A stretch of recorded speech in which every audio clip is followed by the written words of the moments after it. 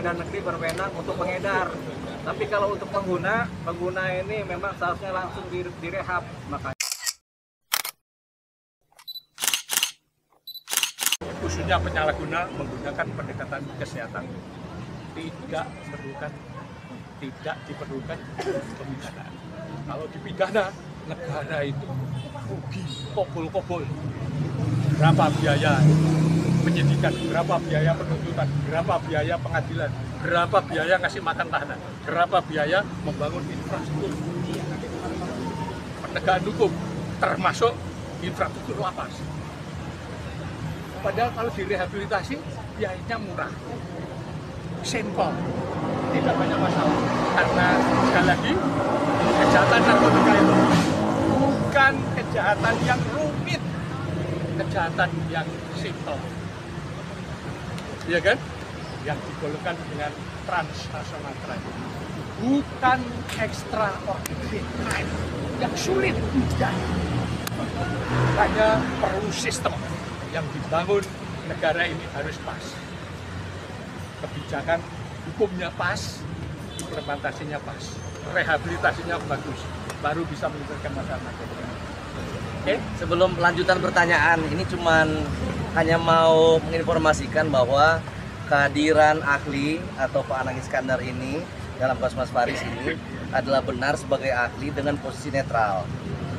Agar supaya teman-teman media mungkin tadi melihat tanggapan dari Jaksa Penuntut Umum tidak ada pertanyaan sama sekali. Begitu juga dengan majelis hakim tidak pertanyaan sama sekali.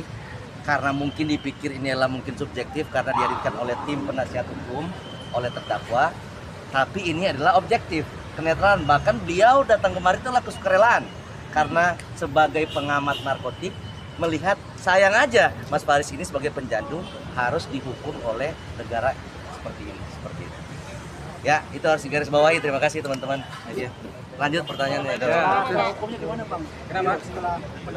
Setelah mendatangkan keterangan ahli, nanti ada penuntutan. Cuman kan tadi sudah disampaikan oleh Kak Sosiali bahwasanya status pengguna dan pengedar beda.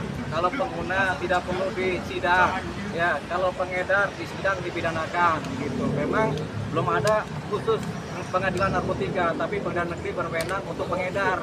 Tapi kalau untuk pengguna ini memang seharusnya langsung direhab. Makanya kepekaan dari penyidik, kepekaan dari majelis hakim untuk menentukan apakah seseorang itu pengedar atau pengguna. Nah, ini kita sudah dapat fakta-fakta dari persidangan terdahulu bahwasanya seorang Faris RM memang adalah pengguna berat yang pernah direhab, tapi kemudian masih kecanduan sedikit sehingga dia menggunakan lagi. Jadi karena dia pengguna, pasal-pasal yang didakwakan disebutkan adalah pasal mengenai pengedar.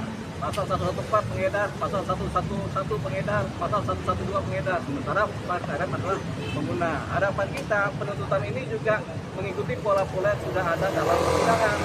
Bukti dan fakta-fakta sehingga tuntutannya harusnya lepas atau tuntutannya adalah rehabilitasi. Tapi itu harapan kami sebagai pengacara. Tapi kami berharap banyak kepada majelis hakim nanti ketika kita mengajukan pledoi dan permohonan untuk mengajukan rehabilitasi, ini kemudian mudah-mudahan harapannya diterima oleh majelis hakim berdasarkan fakta-fakta dan bukti yang ada. Nah, sidang selanjutnya adalah minggu depan tanggal 21 Juli itu mengenai penuntutan dari jaksa penuntut umum.